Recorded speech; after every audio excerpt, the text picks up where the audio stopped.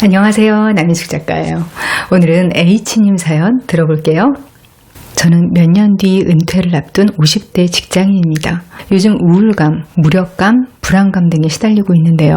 아무래도 몇 달 사이 제게 일어난 두 가지 일 때문인 것 같습니다. 얼마 전 오래 연락이 끊긴 대학 시절 친구 소식을 듣게 되었어요. 친구는 인터넷에서 이름을 검색하면 나오는 사람이 되어 있었습니다. 저는 공공기관에서 계약직 사무보조일을 해왔고 곧 은퇴인데 아이들은 아직 경제적 지원이 필요한 처지라 고민이 많거든요. 저는 알아보니 육체노동 외에 할 수 있는 일이 없는 경력이고 마냥 은퇴를 즐길 상황도 못 되는데 그 친구는 은퇴나 돈 걱정이 없는 사업가로 성공해 잘 살고 있더라고요. 대학 시절에는 저와 같이 수더분하고 조용한 아이였는데 지금은 저와 동갑이라고는 믿을 수 없는 외모로 젊게 살고 있었습니다. 제대로 모아놓은 돈도 없는데 저는 지금까지 뭐하고 산 걸까요? 두 번째 일은 체력을 올리기에 좋다는 달리기를 시작하면서 겪었습니다. 배운 대로 준비운동까지 다 하고 천천히 달렸는데 신체적 이상 때문에 곧바로 좌절했습니다. 평소에 그리 심하다고 느끼지 않았던 요실금이 정말 심각하게 장애 요소가 되더군요. 여기저기 아프기도 하면서 살았지만 이건 저에게 꽤 충격적이었습니다. 저를 포함해 주변 사람들도 요즘은 다들 젊게 살고 있고 그렇게 느끼거든요. 마음은 예전 그대로인데 환경과 몸이 갑자기 노인이 된 기분입니다. 다들 이런 과정을 겪으시나요? 평소엔 괜찮다가도 한 번씩 나이 드는 게 너무 무섭다는 생각이 드는데요. 저는 어떻게 마음을 다잡으면 될까요? 사연자님 어느 날 나 언제 이렇게 나이 먹었지? 이런 기분 느끼신 거잖아요. 그 나이 들어가는 기분을 저도 잘 알아가는 중이에요. 근데 저는 아직 정년을 넘긴 시기는 아니라서 더 연륜 있는 분의 조언을 좀 가져와서 오늘 말씀드릴게요. 이 책 나이들 용기를 쓴 기시미 이치로 저자인데요. 다들 아시는 베스트셀러 미움받을 용기 아시죠? 그 책의 저자분이세요. 이분은 올해 68세고요. 고대 서양 철학자로서 그리고 아들러 심리학 일본 최고 전문가로서 여전히 왕성하게 활동하고 계세요.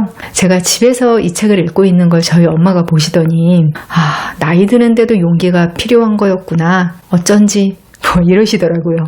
저는 나이 들수록 더 행복해진다 이렇게 느끼거든요. 30대 때는 40대 되면 행복도가 떨어지겠지 이랬는데 40대가 더 좋았고요. 40대 때는 50대 되면 떨어지겠지 했는데 아직까지는 50대가 더 좋아요.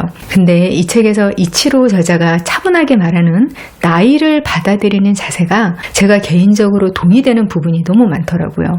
지금 호르몬 문제도 그렇고 신체적, 사회적 변화도 그렇고 사연자님한테 마음을 다독이면서 시각을 전환시켜줄 만한 계기가 필요해 보여요. 젊을 때는 학교나 회사 같은 집단에서 어울리게 된 사람들 다 비슷비슷해 보이거든요. 근데 나이 들어가면서 자기 시간을 받아들이는 태도에 따라서 점점 격차가 커져요. 사연자님이 이제부터 생각하시면 좋을 것들을 정리해서 말씀드릴 테니까 한 가지 말고 다 실천해 보세요. 첫 번째, 위를 보고 비교하는 건 이제 그만하세요.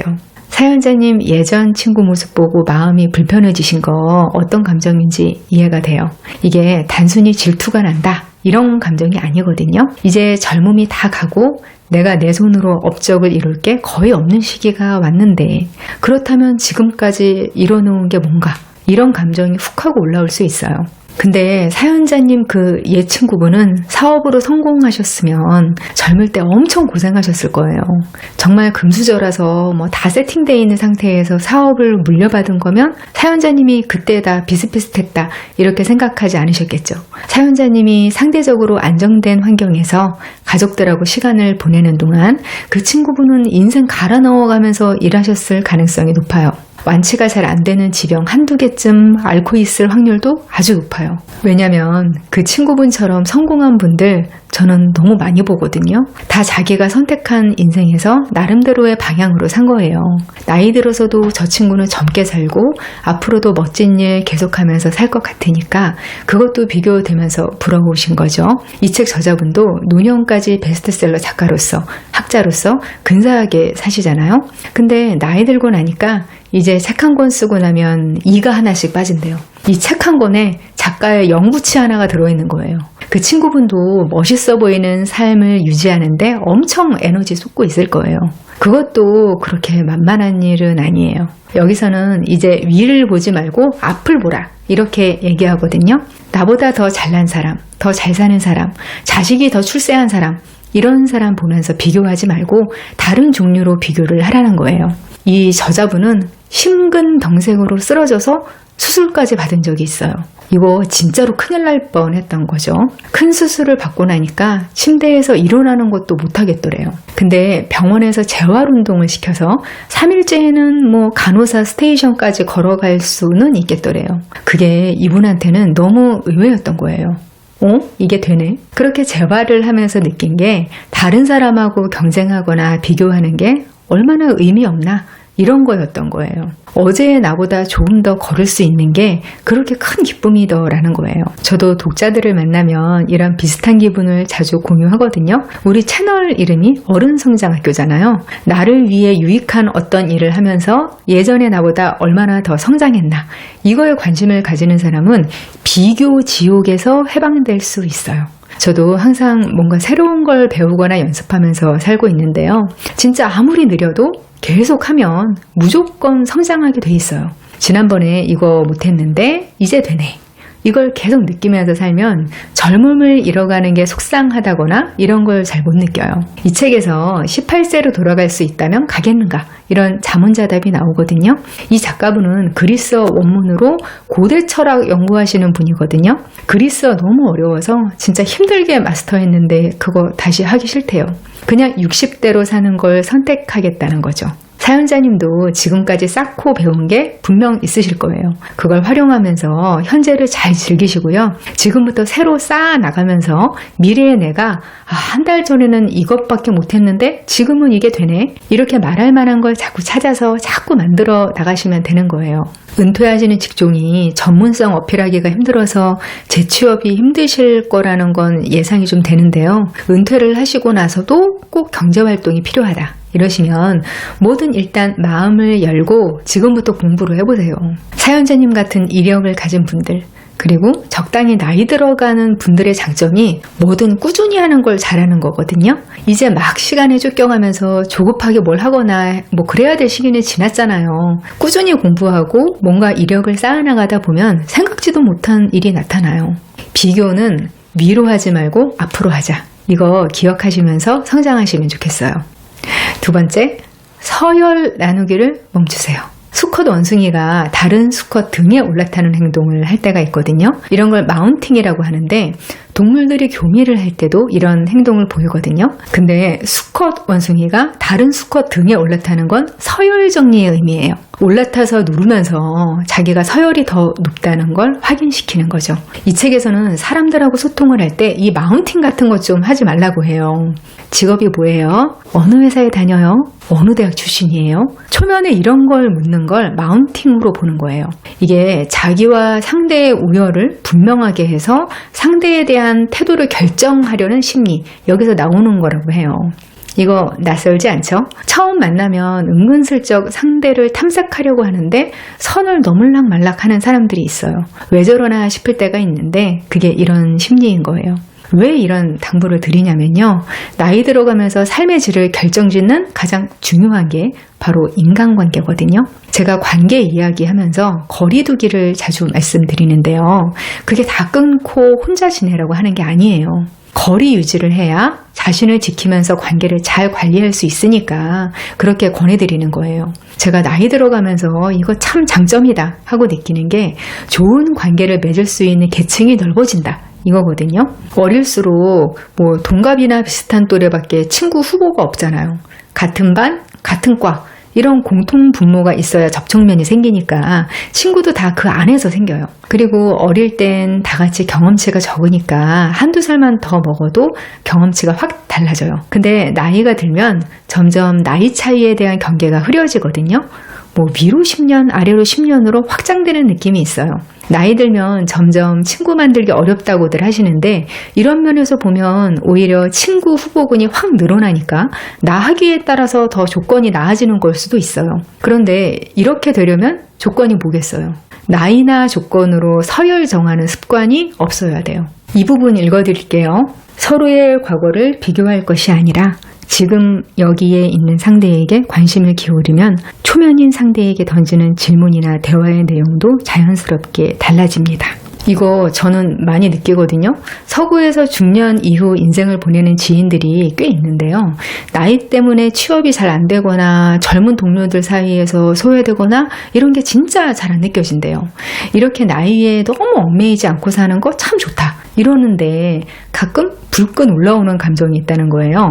한참 어린 게 나한테 너무 막대하는 거 아니야? 한국에서 장유유서를 배워간 분이라서 그런 거죠.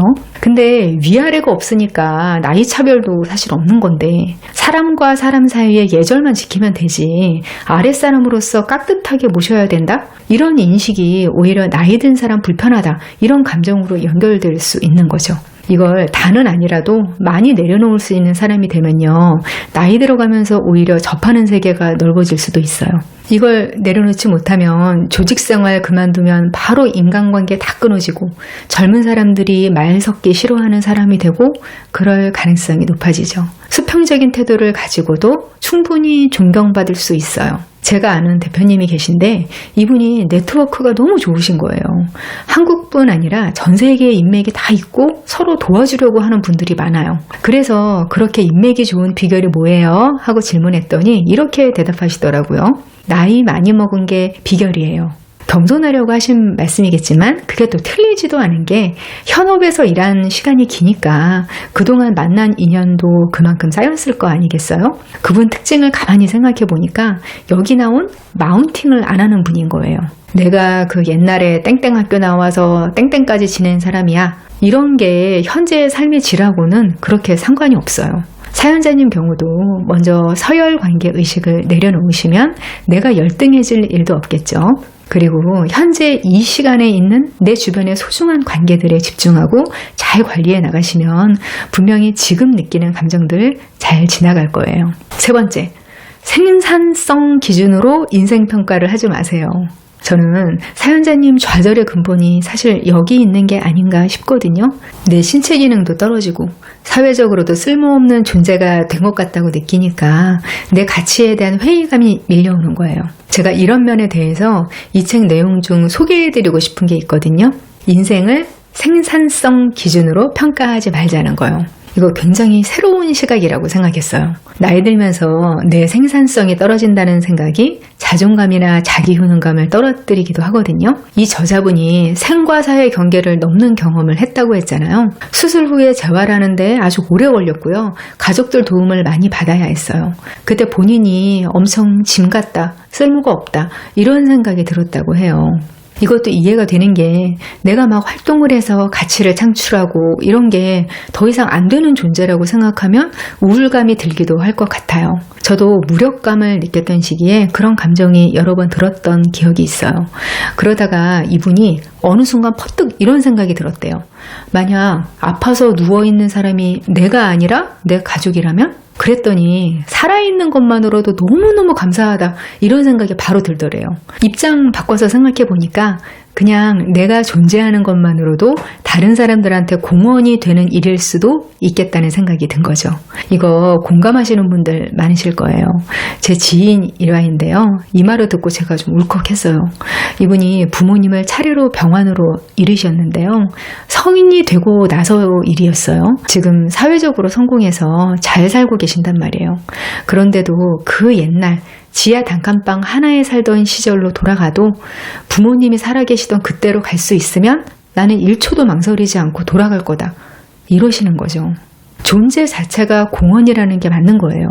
생각해보면 사람이 가장 생산성이 있을 때만 가치 있다고 생각하면요. 이게 인간 세상답지가 않은 거죠. 그렇다면 어떻게 하면 존재 자체로도 의미가 있는 사람으로 살 수 있을까? 이걸 생각해보지 않을 수 없는데요. 책에 이런 말이 있거든요. 무한한 시간이 있다고 생각하고 살자고요. 살 날이 30년 남았구나. 건강 수명이 20년밖에 안 남았구나. 뭐 이렇게 남은 시간을 의식하고 막 세면서 살지 말고 그냥 내가 영원히 살 거라고 생각하고 지금 이 순간에 충실하게 살자는 거예요. 이치로 박사는 한번 죽었다 살아났는데 그 몸으로 별로 할 수 있는 게 없더래요. 이거 하는 것도 무리다. 이거 하는 것도 무리다. 의사가 뭐 그렇게 말한 거예요. 그러면서 책 쓰는 것 정도는 괜찮겠다. 이렇게 말했대요. 그래서 그 이후부터 쭉 성실하게 책을 쓰면서 살고 있다고 하더라고요. 이건 심장 수술하고 내일 당장 어떻게 될지 모를 사람이 할 수 있는 건 아니죠. 막 생애에 집착하고 그러는 게 아니라 마치 영원히 살 것 같은 태도로 그냥 하루하루 사는 거예요. 생각해 보니까 제 주변에도 이렇게 사는 어르신들 많이 계시거든요. 영원히 살 것처럼 매일을 사시는 분들 계신데요. 그분들은 정말 존재만으로도 든든하고 감사한 마음이 들어요. 저도 우리 쑥쑥님들도 오늘 하루를 차곡차곡 즐겁게 성실하게 살면 살아 계셔줘서 고맙다, 이런 존재가 될 수 있지 않을까요? 오늘은 나이들 용기 책을 같이 읽어보면서 행복하게 나이 들어가는 방법에 대해서 생각을 나눠봤어요. 지금 교보문고에서 나이들 용기 북펀딩 중이거든요. 아직 서점에는 책 없어요. 아래에 고정 댓글로 자세한 내용 알려드릴 테니까 꼭 링크 따라가 보세요. 북펀딩에 참여하시면 이렇게 예쁜 엽서도 같이 드리고요. 여기 기시미 이치로 저자 친필 사인도 들어가요. 가정의 달에 메시지 적어서 선물하시기 좋겠어요. 표지 디자인도 이렇게 선물 포장을 풀면 이렇게 선물이 안에 들어있는 디자인이네요. 북펀딩 관심 많이 가져주시고요. 저는 다음 이 시간에 여기서 다시 만나요. 기다릴게요.